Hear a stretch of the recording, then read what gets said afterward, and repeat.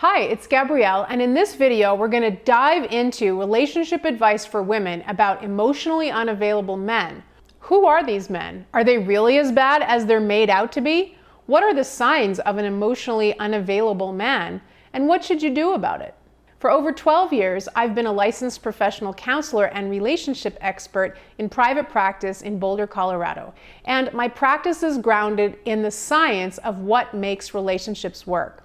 In this two-part series, I'm going to give you some important marriage tips about where emotional unavailability comes from, what the signs are, why you may be continually attracting emotionally unavailable men, and what to do to help your emotionally unavailable man open up.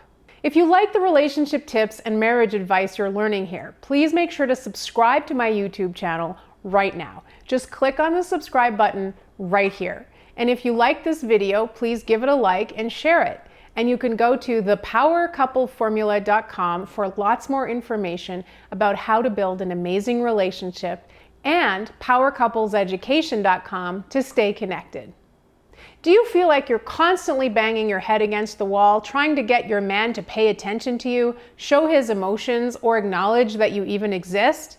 You might be feeling like you and your man handle the logistical aspects of your relationship just fine.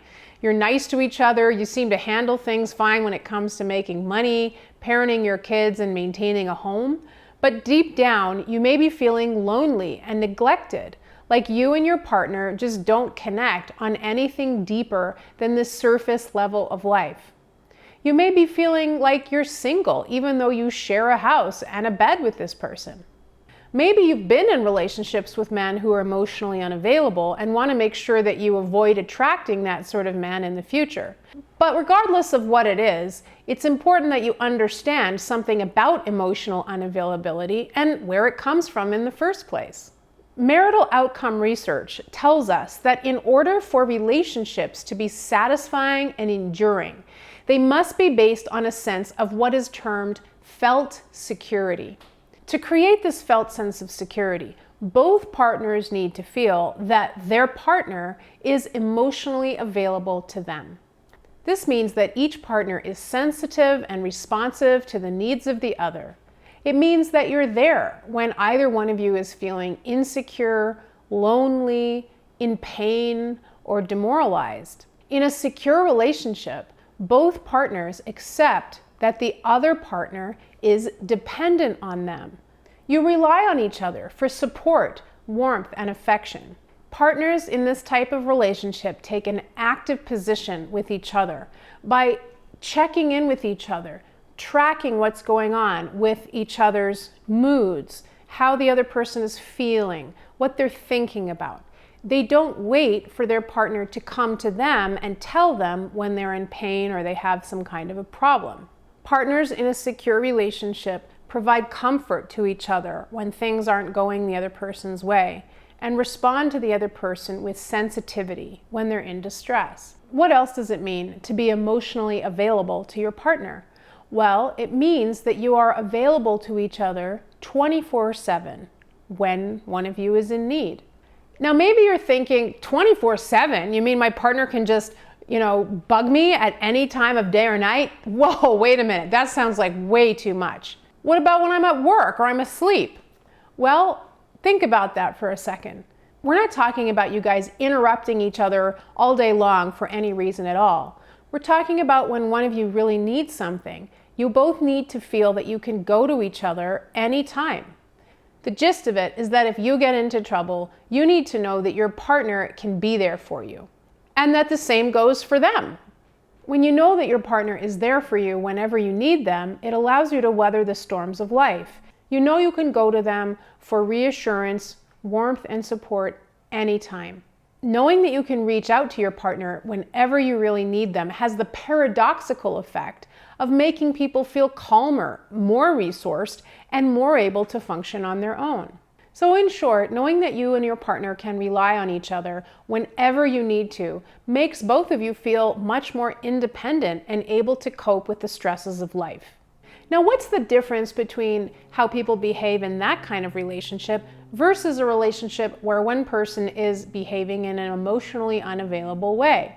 Well, emotionally unavailable people like to maintain some kind of distance between you and them, both physically and emotionally. They like to keep the relationship status kind of unclear. They may devalue you as a way of making sure you don't get too close to them by doing or saying things that are attacking of who you are as a person. They also have the attitude that it isn't really their responsibility to understand you, to understand your moods, or be there to help you.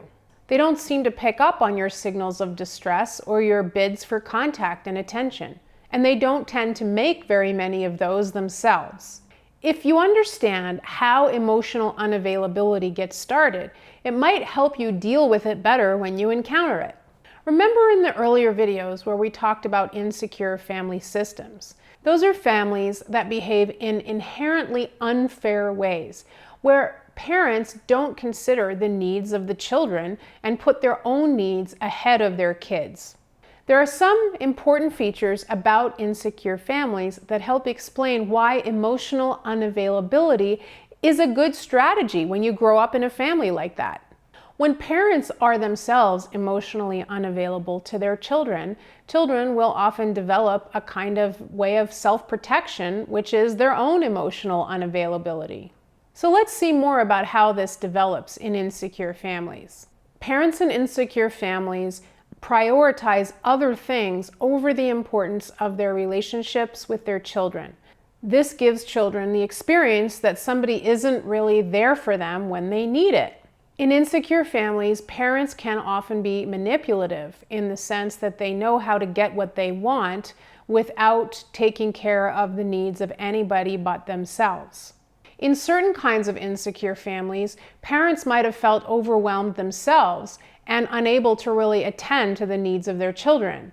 So there might be a lot of emotional expression in a family like that, but it really has nothing to do with the needs of the child. But the most common kind of insecure family that produces emotional unavailability is a low contact family, where children don't get a lot of close contact with a parent or primary caregiver.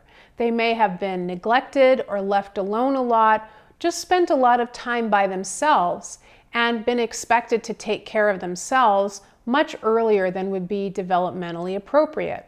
In these types of families, there's very little direct face-to-face, eye-to-eye contact and touch with a parent. And these are the things that develop our right brain, which is what's responsible for us being emotionally available. Because if you think about the term emotional availability, it's kind of a catch-all term that actually requires a lot of different skills and capacities. You need to be able to feel your own feelings and your own body, because that's where we experience feelings. And you need to be able to read another person's feelings. And on top of that, actually understand what they mean. On top of that, you need to know how to respond to whatever emotional signals it is that you're picking up. So people who are emotionally available, when they see a sign of distress on their partner's face, there's something that kind of stirs in them that doesn't feel so good, as though they're sort of vibing with that person's distress. And that's how they know, oh, I need to do something about that. That person's in trouble. If I were feeling like that, I'd want somebody to be nice to me.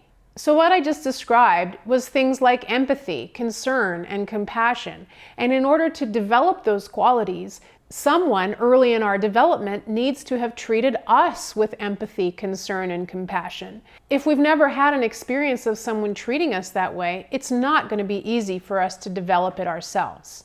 So what if you're in a relationship with a man who lacks the emotional availability that I've been describing? The first order of business is for you and your partner to sit down and have a conversation about the kind of relationship that you both want to be in. Do you think that you should be emotionally available to each other when one of you needs the other one? Do you think that you should have access to each other at any time of day or night? Should you share everything of importance with each other? Should you be sensitive and responsive to each other? Should you understand what that means to your partner and be sensitive and responsive to them in a way that's meaningful to them, even if it's different than what would be meaningful for you. Is it your job as partners to respond to each other's distress? Maybe you or your partner really believes that no, in relationships, it's every man for themselves.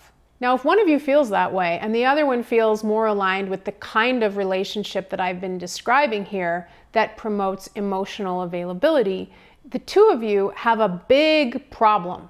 This is the elephant on the dining room table. Realize that you and your partner are looking for two fundamentally different kinds of relationship. And the only way that your relationship can possibly work is if one of you is willing to cave. You might be in a relationship with an emotionally unavailable man who's been that way their whole life. That's what they believe. They don't see that there's any problem with that, and they're just not willing to change. And they're not going to give you what you want and need. So if you intend to stay in a relationship like that, understand that it's not going to provide you with the same sense of safety and security that you would get in a relationship where both people are on the same page about creating a relationship that is based on emotional availability to each other. This is a difficult situation, but ultimately it's important that you are clear on the kind of relationship you want and be willing to stand firm even if that means the end of your relationship. Now, maybe some of you have been in relationships with emotionally unavailable men, and you want to avoid getting involved with somebody like that in the future. And it's important that you have a conversation up front with potential partners about the kind of relationship that you're looking for. That way, you can weed out the men who are not interested in having that kind of relationship. Now that you know about this whole thing of emotional unavailability, I bet there are some red flags that are starting to go up in your mind, and we're going to talk about exactly what those red flags of emotional unavailability are in our next video. This will help you steer clear of getting involved with people who are emotionally unavailable and not interested in working on the problem. We're also going to talk about why you tend to continue to attract emotionally unavailable men, and how you can get out of that cycle. Now let's hear from you. What would your life be like if you were in relationship with a partner who was truly emotionally available? Leave me your comments below. I look forward to reading them, and I'll see you in part 2 of this 2-part series.